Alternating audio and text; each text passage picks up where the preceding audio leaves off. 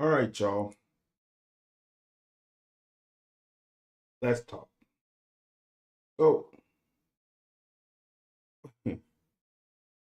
so I'm sitting there just thinking about what just happened in that game tonight, and analytics has ruined football.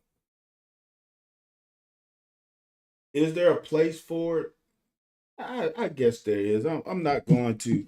I'm not going to, especially since I'm technically a nerd too, being an engineer. That there is a place for nerds, I guess, numbers guys. But here's what happened that made that game weird. When Tampa Bay was up 20-14, right? And they scored a touchdown, they went for two. Going for two for them made sense. It made it a two possession game. It's 28-14. If they don't go for two, they have a chance of getting beat by two touchdowns.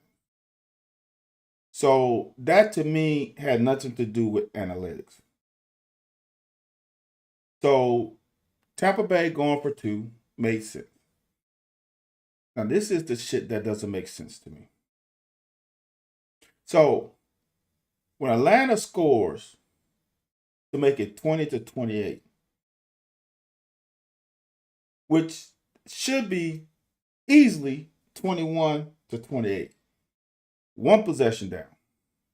Analytics says go for two because if you don't make it the first time, the percentage of you not making your 2 point conversion twice is not very high. So game goes on, and it's all the good stuff that happens with football, normal stuff, turnovers, all that stuff. So now Atlanta gets a chance to score again, and then they do. If they kicked the field goal the first time, they would have kicked the field goal to tie it. So now the score would have been 28-28. And here's the great thing about football: when the score is 28-28, guess what Tampa Bay would have done differently? And Todd Bowles needs his ass whipped for throwing the ball on 2nd and 14. Makes no fucking sense. Analytics, ruining football. If you run the ball, run the clock, this is NFL, there's no stoppage after first down.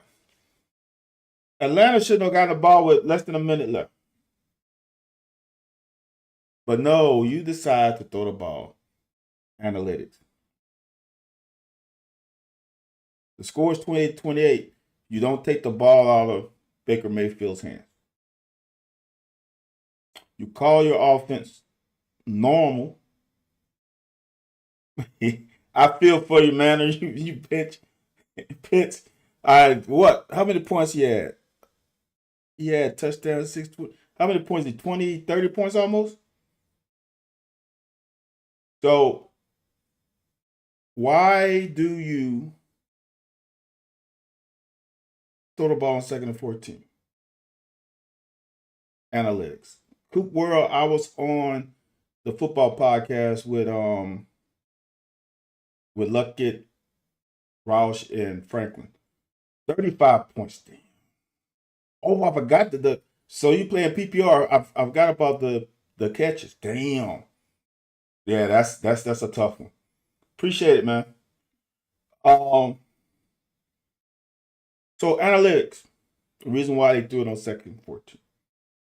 If they run the ball, it gets under 2 minute warning, and you run the clock down to 40, Atlanta gets the ball with, I can't remember the numbers, probably with a minute left.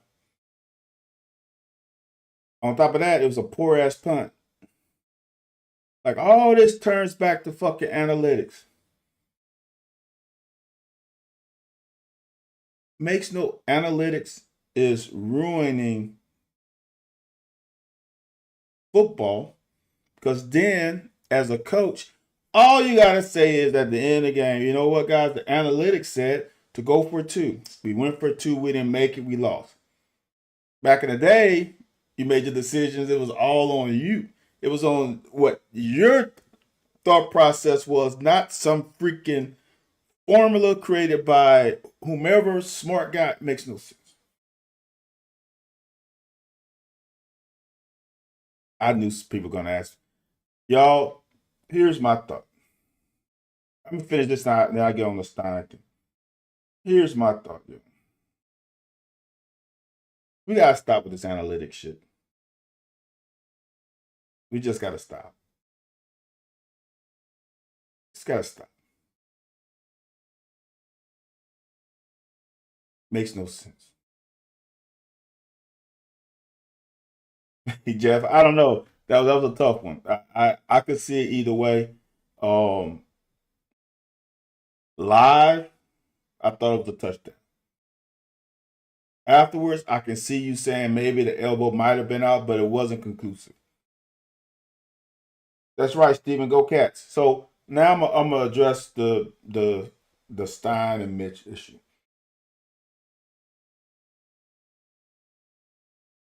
Stein was a good hire because look at the energy back in the fandom. I'm not so sure what the record's going to be, how it's going to impact all of that, but when you get people excited about football again, it's always positive. The whole Mitch thing, it's like you. I'll say this: like there are two coaches that no slander is allowed around me, and that's Willie Fritz and that's Jeff Traylor. There, and it's weird that Jeff Traylor is going through some stuff with us and Will Stein with Will potentially poaching coaches off of his staff. But those two guys, you that I don't take slander from. Mitch is another guy, and there is so many angles you could. It's like you have a job where you cannot win because you're gonna always make someone upset, which means you're doing a good job. When you have some people happy, some people not happy, that means you're doing a good job, in my opinion. And if you are one of the individuals that only you know how you have those Twitter bot. I'm a Twitter guy, so TikTok I apologize because you are the ones asking the question. I'm a Twitter guy, and you get those bios where you see Alabama football, Kentucky basketball. I don't even want to hear from you.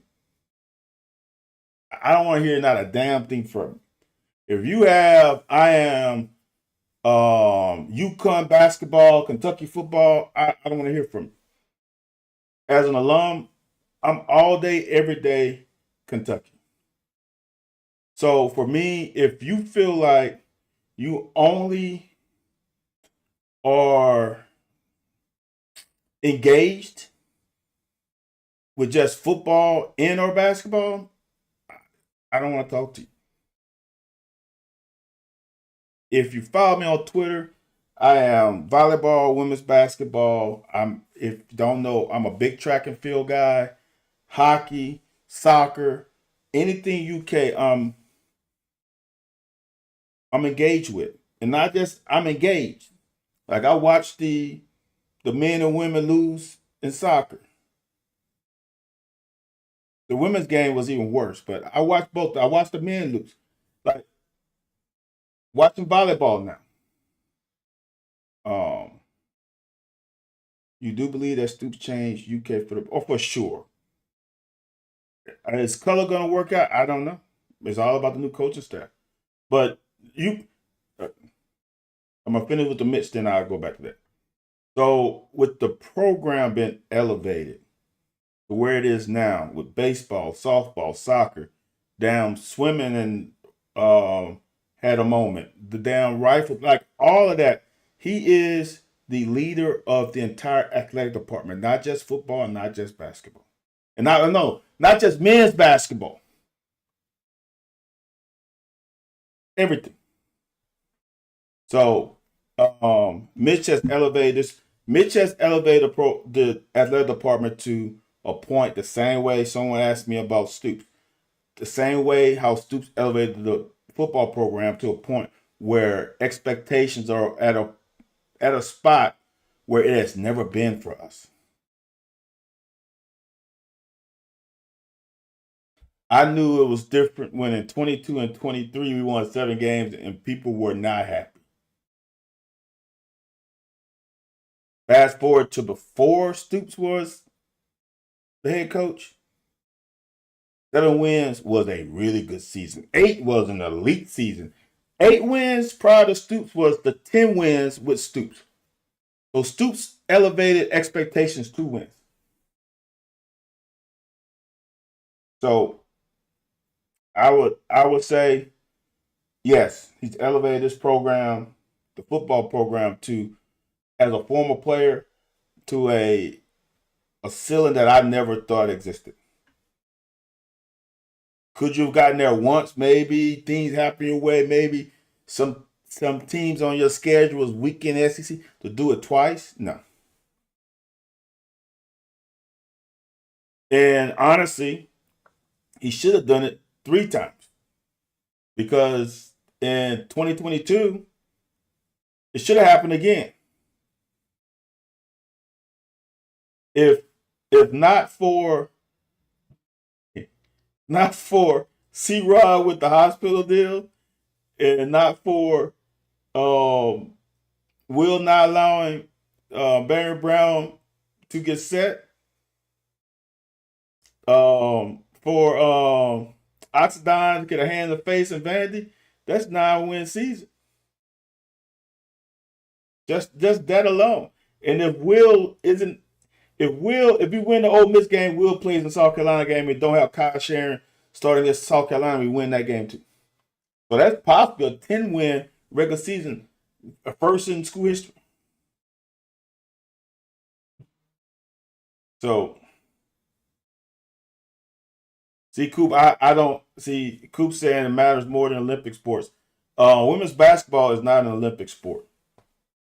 Men's baseball is not an Olympic sport. That is your major 3 sports. So if you stop at 2 of the 3, that even makes it worse.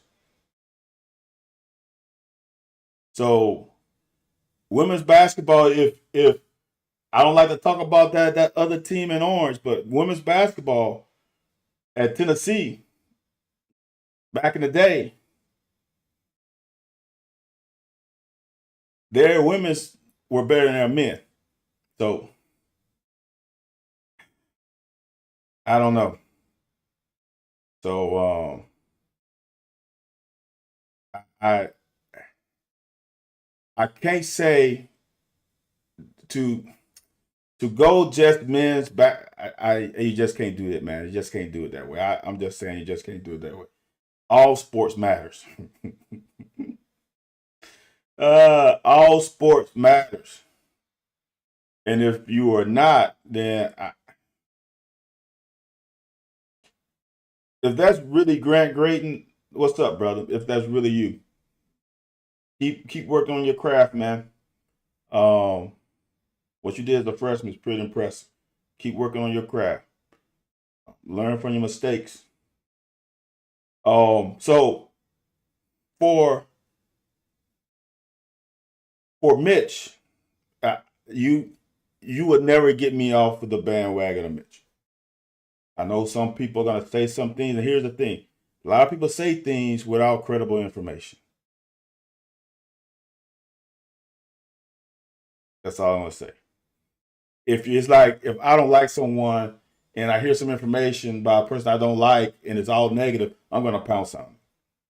So Mitch to me has elevated the program big time. Um, here's the thing about Cutter, in my opinion, and this is the thing that I was the leader of the bandwagon until these last two games. You cannot you cannot go. There's something to plateau, to elevate, then the plateau. You can't elevate then go the other way. And I don't know. I would say this for me as a player through my lens is through preparation and intentionality during the week. Um, what you do on Saturdays to me mirrors what you did Monday through Friday. It's not to say you don't have a it's not to say you have an elite game, but some of the things that happened at Louisville game after the Vandy game still bothers me. And that means that preparation was not elevated the last 2 weeks. In my opinion. I don't know. That's my opinion. I could be totally wrong. But as a player, when you don't prepare, or and the thing about it is I can say I know without knowing, but I would say I know he wanted to win. I know that he thought he did in the moment everything possible to be ready. But when he goes back and he sits down and assess what happened that week, he might say, "Man, I didn't spend enough time on my own." Because here's the deal, y'all. For young guys who high school guys who watching, when y'all have huddle, if you have huddle. So like in college, you have when I played, you first day, you have meetings, you look at the opponent, then you have practice, then you look at your practice film, then you look at your opponents. Look at it. So it's like practice film, opponent, see. That's what you did. Film, film, film. Now, for me, you had to go back to the facility. And if you wanted to get more prepared, you had to watch film on your own. But you had to go to the facility. Nowadays, kids can watch it on their laptop. So if you watch on your laptop, you can watch it anytime.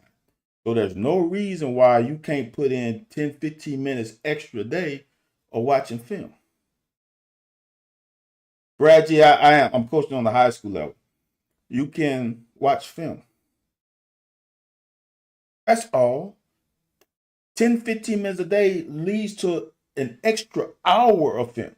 On top of the film that you're already watching with your peers and your position coach. So when you watch film with your peers and your position coach, your position coach is giving you a generality of your opponent. And on your own, you can nail down to the guy whom you see you're going to be facing more in that game. So when we play a lot of boundary field corner. Some teams like to put a guy in the boundary and a guy in the field. Whatever it is, learn little stuff that you can take into your game on Saturday from the receivers, from the quarterbacks, and from the offensive linemen. Those are things you have to do on your own. Every little bonus key you get from film watch on your own, you know what it does? It makes you feel good about it. Because now I have something that even coach didn't see. Now I could go to my teammate. Look, man, look. Have y'all watched the film? Hey man, have y'all seen what number 83 does when they run? We used to do cards, ace, king, queen, joker. When they go in ace formation, he's inside the numbers. Ball's on the left hash. He runs to run an out route. You see he's changed his feet when they go check, like those kind of things. You can see when a left guard, when they run a pull, instead of putting his left hand down, puts his right hand down. I don't think I want that smoke. Right now, I don't think I want that smoke. Maybe after my daughter gets out of high school, maybe, that's a big maybe, I would think about that. But right now, I like coaching high school kids, and I like being home with my family. Once my sister leaves, then both of my kids will be off in college. So maybe that's a possibility. I don't know where God's gonna lead me, but right now, God's leading me to coach high school. So those kind of things matter. Same thing as a quarterback. Well, they like to run too high shell, but man, if that, let's say that nickel and that linebacker, if we're in doubles, 2-by-2 formation, if that nickelback is midpointing the end guy on line of scrimmage and the number 2 receiver, they roll in the cover 3. Oh, okay. So now, okay, white 50, ready, set. Oh, okay, he's midpoint. They running cover 3. Oh, we running 4 verse. I might have something. But if you don't watch film on your own, you might not see that. Maybe in a simulated blitz, when they put 7 or 8 guys on the line of scrimmage, you don't know who's dropping, who's not. You find something because you're going to get all the film. You watching Louisville against Miami, and you started noticing, oh, the middle linebacker, when he blitz, right before the snap, he bags up a step and then come. But when he is going to coverage, he stays forward in that A gap and doesn't bag up at all. That's when I say intentionality and preparing. Dude, when you were getting paid, and I'm gonna just say, although we didn't get paid like the guys getting paid now, we were getting paid because we got our school paid for. But now they're getting paid. You gotta act like it. I will say, as a defensive guy, do you like the DC hire? Seems like a look, man. Y'all, this is the harsh part of reality about coaching. Is coaching is about your players or you relating to your players and players relating to you and being able to regurgitate what you are feeding them in scheme, instruction, skills, and everything. There are a lot of really good coaches that, for example, Billy Napier. Billy Napier was down here in Louisiana Lafayette, was tearing shit up. He did a lot.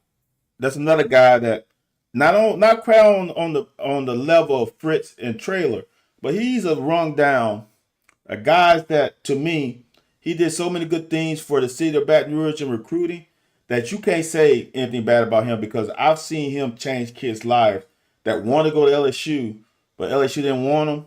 They went to Lafayette and balled out. So for me, Billy Napier is a damn good coach. Damn good coach. The things that he did at Louisiana Lafayette has not been done. He goes to Florida. Same guy. It didn't work out at Florida. But did he forget how to coach? I mean, Hugh Freeze, same thing. Killed it at Ole Miss. Made some bad phone calls. Went to Liberty. Killed it at Liberty. Went to Auburn. And you can't say he can't coach in the SEC because he did at Ole Miss. So did he forget how to coach? So for me, when people ask me about the hires, I don't know until you see them coach the players that they recruit and bring in and see can they produce results on the field with the guys that they have at their disposal. I don't know. On paper, things, on paper. We'll see. Kenny Darby is Kendrick Law 2.0. They are almost, in my opinion, the exact same kid from high school. It's kind of weird. They're both from North Louisiana, as we call South Arkansas, or Arkansas South. Same kid, explosive with ball in the hand. Same thing that was a knock on Kendrick Law was the ability to run routes. I didn't say that, not the ability to run routes. The skill set of route running wasn't quite there. Still raw as a receiver, but a dude when the ball is in his hands, he is a running back with a wide receiver number. Same guy, same kid. They might have the same evaluation. I might have to look into that. Since they still should be on Rival. I bet you they have the similar. Did he lead the state in yards? Maybe it's junior year. Maybe. Well, here's the deal, man. As people have said a lot, there don't.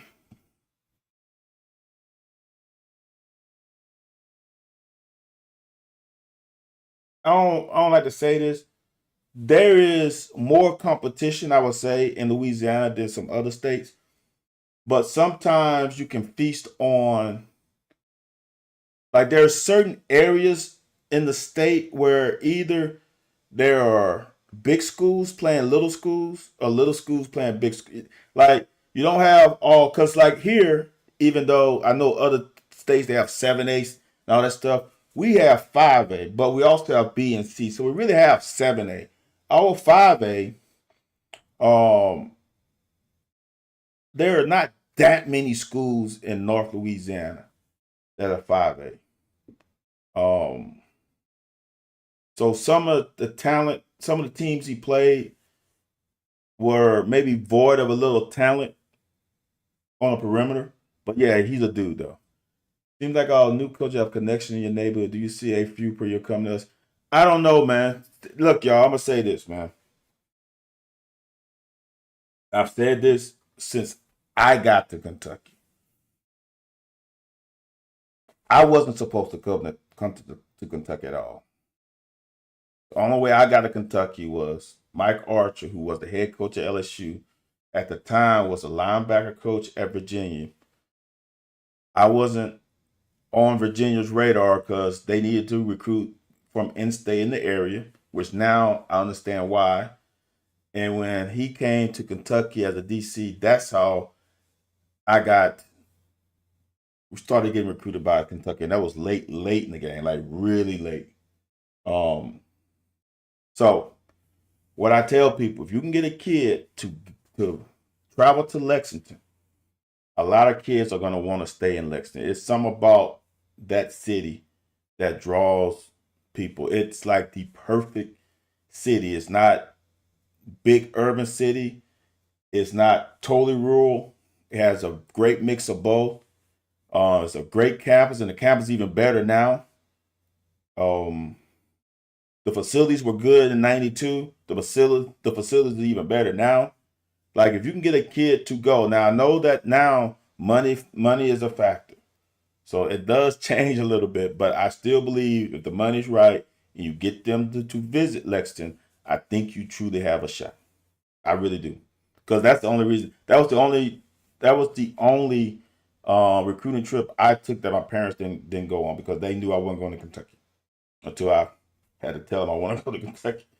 Uh, okay, he was second. Yeah, there were a couple receivers. Man, there are some receivers, man. Edna Card shares a little bit. Um, Dunham. Yeah, there's some good receivers here. Plus, a lot of receivers here are good, but some teams don't pass the ball a lot. So some of them they only get their notoriety through 7-on-7 because their team don't pass the ball. They run the ball out. I wasn't a fan of letting go of Washington. Yeah. Is he let go for sure? Dylan? Is LD for sure gone? I was hoping that they would keep him. But hey, here's like I said on another broadcast is whatever Will Stein wants, I'm gonna ride with him. Because as a coach, you gotta let that man do what he has to do. Um I don't know, man. Steve, here's the deal. Football is all about connection. Darby's not coming to Kentucky without Sloan going up there. So um Sloan does have some tentacles, some roots in Louisiana. I know he coached at La Tech. So could you get one or two? Here's the deal, y'all. One or two players are not going to make a difference. You need many. Now I would say I like the wide receiver room now. Um, but we need a quarterback that sees the game like Will Stein. Is that Cutter? Is that somebody else? I don't know. We'll see. But the quarterback has to have the same eyes as the OC. If they don't, it's going to be a problem. I don't think it's necessary in stone yet, but at first we were expected to keep him, but not sure shit. Dylan, I don't know, man. I would say this.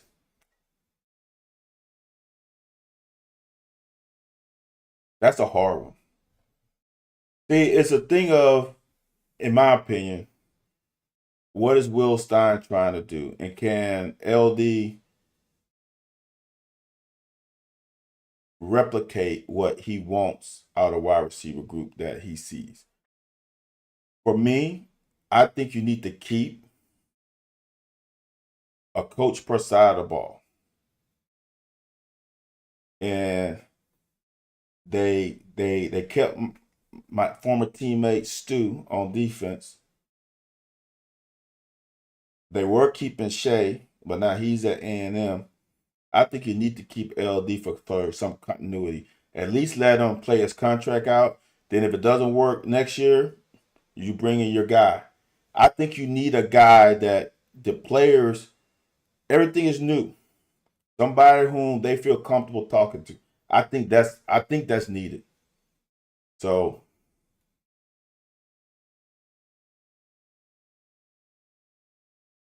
well, Dylan, you also had a quarterback in Cutter that for the majority of his starts was doing a better job than the last two quarterbacks. And it is what it is. Um, there's a lot of things that we as fans just make things seem so easy. Um, there's a lot of factors why kids don't come here, and there's no one will ever know. the 100% true, but being a former recruit, there's a lot more going on than what fans would ever understand and believe. A lot. I tell you this. For me, this I didn't go to University of Southern Miss because they didn't have mechanical engineering as a degree. That's the only reason I didn't go to USM. Some of those USM people probably don't know that. I mean, if they, but at the time, nobody knew that. So there, and that's just a little bit. There are so many things that go, man, so many things that go into choosing a school. Some of it is irrational, but when you're dealing with 18-year-olds, you should be aware that irrational decisions will be made. That's why I really do like the portal, because it allows a 18-year-old, for me a 17-year-old, to rectify his irrational decision making skills. And sometimes the adults in the room, the decision making skills. So how long that's been? That's been longer than I thought it was gonna be, y'all. So I just really want to come on here. I said let's talk, so I answer questions. We would do some more of these. Um, I don't know how often. We'll see. Cause I always got something to think to talk about. But if I get consistent viewership, I might start making even at a certain time. I might start making it late night, like I do the late night watching stars. I do late night stuff. Maybe find something that happens during the day and talk about. Yeah, Humphrey Grace is a big one. We'll see, man. I don't think y'all understand the best thing that happened to that defense was keeping Coach Stu, because with Brad Wright and Summerall at Florida together, they're gonna probably take a few linebackers. As I mean, they took Souls probably. I don't think he made a decision, but I'm sure Florida is number one and number two. So it's gonna be interesting to see how many linebackers we're able to keep. Um, and we lost one of our best young guys. Does that mean that we're gonna keep Works? Are we gonna keep Cohen? Like, are we gonna keep those guys too? But also, are we gonna run a 3-4? Are we gonna run an odd man front? We're gonna run an even man front next year. If you go even man front, those four eyes might not translate to even man front. From what I hear, um, the new DC likes to run probably similar to the Seattle Seahawks, where they like to run a lot of three high. We'll see, man. Haven't even looked into it. We'll see. Scott Brown's the other main dude I want back. Other than that, look, I told y'all. See, TikTok, I'm new to TikTok. I told when I was on Twitter alone, I told people that the secondary is not very good. That's the weakness of the defense. Not to say they were atrocious, but it was the weakness of the defense. I had concerns. And injuries don't fucking help. Yeah, Stoops, look, y'all, as I say about coaching, I am a player centric guy, being a former player. I know behind the curtains, coaches tell kids to do a certain thing and they don't do it on game day. I have stories after stories after stories about what happened when I played, and I played with two bona fide dudes as coaches. And so after the Louisville game, I said Stoops had to go, but I thought Stoops, I guess he did. I thought Stoops would win 6, 7 games and exit stage left on his own. Whatever happens, the man, I would say this, then I'm going to get off. Whatever happened, though, see, now I'm about to talk another 20 minutes. See, whatever happens, that man earned every fucking dollar he made from University of Kentucky. Period.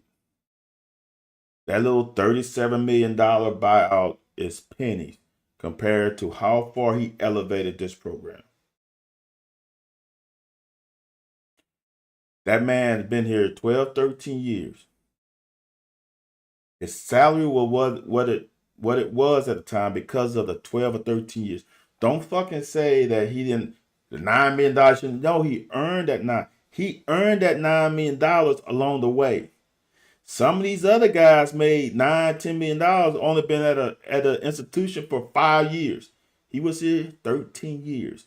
He got us to 2 10-win seasons, never been done in school history. He won 5 games in conference, more than once. Doesn't happen in modern day history. Those kind of things earn you more money. That man earned every fucking penny. And it makes it even, you think about it, he earned even more. He won 7 games, back-to-back years, and people thought he should have been fired. If Mitch would have fired his ass after 2018, or not fired, if Stoops would have walked out in 2018, well, 2019, because Mitch wouldn't match, or after 2021, because Mitch wouldn't match, fans would have fucking revolted. So that little $9 million, y'all, for some people to fucking complain about $9 million, or where he took a program, these other coaches get $9 million at premier programs. And they ain't elevated shit. Josh Heupel is doing what Phil Fulmer did. That ain't nothing new for Tennessee. Tennessee won a national championship. What Heupel did at Tennessee ain't nothing new.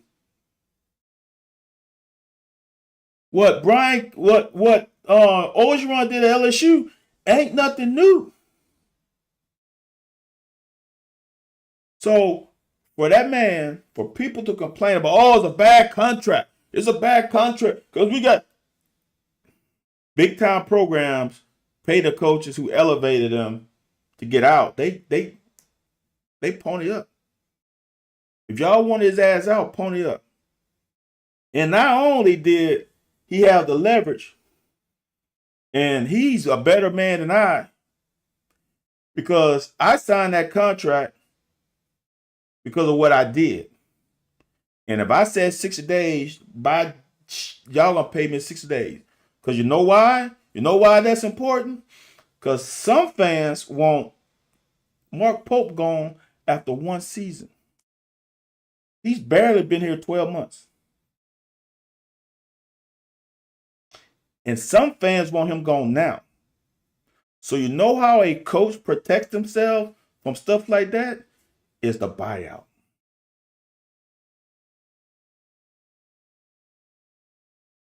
Period. Mark Pope hasn't earned his buyout, wherever his buyout is. Stoops did. And people complain about $30-some million. That's bullshit. All right, y'all. That's 45 minutes, pretty much. I thank all y'all for joining.